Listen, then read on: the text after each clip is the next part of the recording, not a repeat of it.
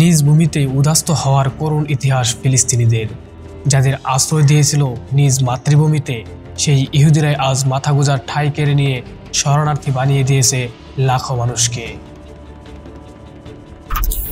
আবার হারানো ভূমি ফিরে পাওয়ার জন্য আন্দোলনে নেমে সন্ত্রাসী তকমা পেয়েছে এই অবাগা ফিলিস্তিনিরা। তবুও তারা বহুকাল ধরে একটা স্বাধীন রাষ্ট্র প্রতিষ্ঠার জন্য আন্দোলন করে যাচ্ছে, লড়াই করে যাচ্ছে। ফিলিস্তিনিদের এই দশা কিভাবে হলো? ফিলিস্তিনিরা কি আদৌ এরকম ছিল? ইতিহাস বলে ইসরায়েলের পূর্বপুরুষরা যাযাবর ছিল, আর সেই যাযাবর থেকে কিভাবে এত বড় রাষ্ট্র গঠন করলো। স্বাগতম আপনাদেরকে আজকের এই নতুন ভিডিওতে। এই ভিডিওর মাধ্যমে ইসরায়েলটা কিভাবে যাযাবর থেকে এত বড় রাষ্ট্রে পরিণত হলো, আর ফিলিস্তিনিদের দশা কিভাবে এরকম হলো, তাদের ইতিহাসটা কি ছিল, এই সব কিছু জানবো। তাই এই ভিডিওটি সম্পূর্ণ মনোযোগ সহকারে দেখবেন। এই ভিডিওটি খুবই গুরুত্বপূর্ণ হতে চলছে। আর হ্যাঁ, এই চ্যানেলটি সাবস্ক্রাইব করে অবশ্যই আমার পাশে থাকবেন। চলেন শুরু করা যাক। 19 শতকের গোড়ার দিকের কথা। একদিকে কৃষিকাজ, অন্যদিকে সমুদ্রে মাছ শিকার। অটোমান সাম্রাজ্যের নিজ ভূখণ্ডে শান্তির ভাস ফিলিস্তিনবাসীর। প্রথম বিশ্বযুদ্ধের পর পতন হয় অটোমানের সাম্রাজ্যের একটি বিশাল অংশ চলে যায় অন্য দেশের হাতে। একটি উপনিবেশে পরিণত হয় ফিলিস্তিন। নতুন শাসক চলে যায় ব্রিটিশদের অধীনে। আর ঠিক সেই সময় থেকেই ফিলিস্তিনিদের সূচনা হয় পরাধীনতার শৃঙ্খল। বিভিন্ন দেশে উদ্বাস্ত অবস্থায় থাকা ইহুদিদের জন্য ফিলিস্তিনিতে একটি স্থায়ী আবাসভূমি প্রতিষ্ঠার পরিকল্পনা শুরু করে যুক্তরাজ্য। সাল 1917 ঘোষণা করা হয় বালফোর ডিক্লারেশন। ঠিক তখনই গোড়াপত্তন হয় ইহুদি রাষ্ট্র ইসরায়েলের। ব্রিটেনের পরিকল্পনা অনুযায়ী বিভিন্ন প্রান্ত থেকে ইহুদিরা স্বল্প পরিসরে প্রবেশ করতে থাকে এই ফিলিস্তিন ভূখণ্ডে। বিত্তশালী ফিলিস্তিনিরা তখন এই ইহুদিদেরকে বিভিন্নভাবে সহায়তা করতে শুরু করে। চাষাবাদের জন্য ছেড়ে দেয় তাদের নিজস্ব কৃষি জমি। আবার অনেক মধ্যবিত্ত ফিলিস্তিনবাসী আছে, তাদের জমিগুলো বিক্রি করে থাকার ব্যবস্থা করে দেয় এই ইহুদিদেরকে। এভাবে ইহুদিরা ফিলিস্তিনিবাসীদের সাথে একসাথে বসবাস করতে শুরু করে। আর ঠিক কয়েক বছর পর আপনারা সবাই জানেন, ইহুদিদেরকে ব্যাপকভাবে হত্যাযজ্ঞ চালায় হিটলার। হিটলারের এই ব্যাপক হত্যাযজ্ঞের কারণে জার্মানি সহ পুরো ইউরোপ থেকে দলে দলে পালিয়ে ফিলিস্তিন ভূখণ্ডে পাড়ি জমায় লাখো ইহুদিরা। বসবাস করতে শুরু করে ফিলিস্তিন জুড়ে। এরপর আরও জোরালো হয় একটি ইহুদিবাদী রাষ্ট্র প্রতিষ্ঠার। 1947 সালের ফেব্রুয়ারিতে সদ্য প্রতিষ্ঠিত জাতিসংঘে ইহুদি রাষ্ট্র প্রতিষ্ঠার জন্য প্রস্তাব দেয় যুক্তরাজ্য।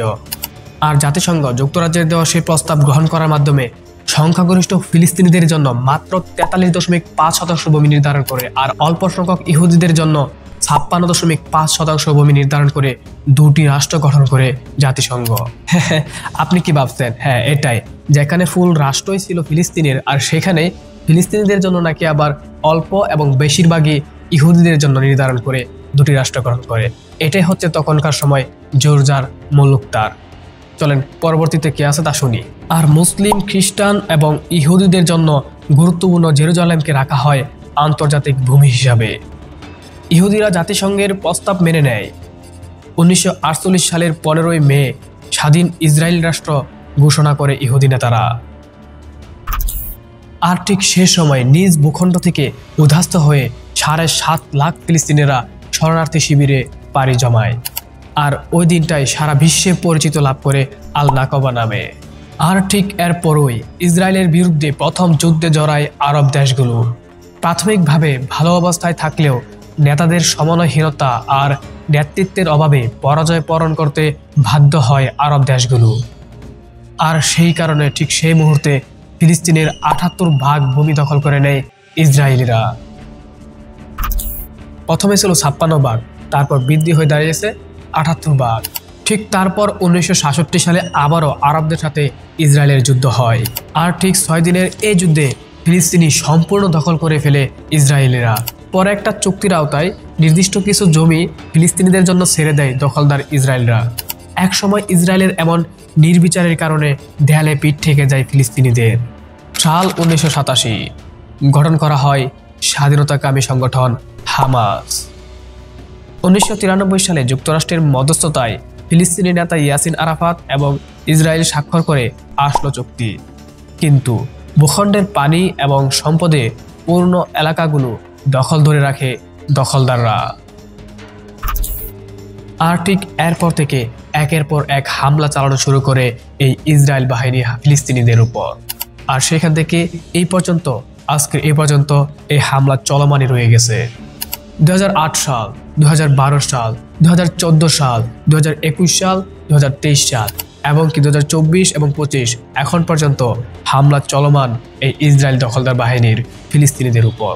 আর যখন এই হামলা হয়, আর যখন এভাবে দিনের পর দিন ফিলিস্তিনিদেরকে মারা হয়, ঠিক সে সময় সারা বিশ্ব নিশ্চুপ থাকে।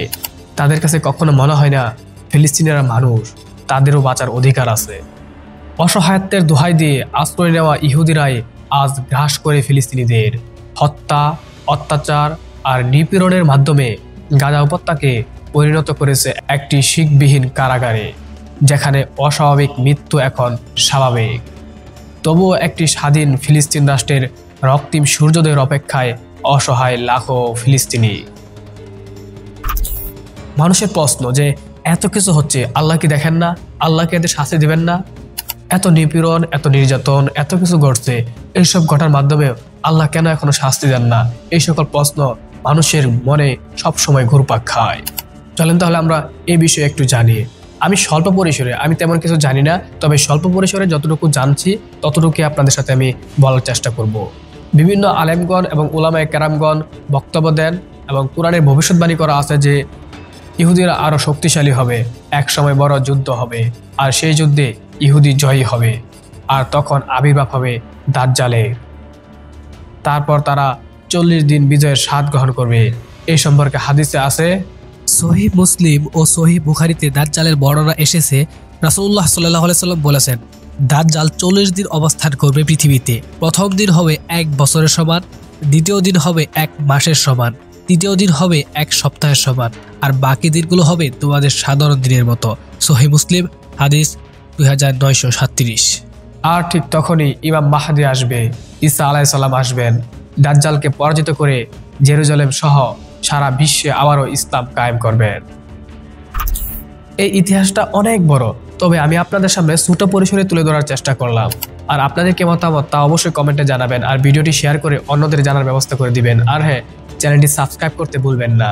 তো আজ এই পর্যন্তই, দেখা হচ্ছে পরবর্তী ভিডিওতে। এই পর্যন্ত সবাই ভালো থাকবেন, টাটা।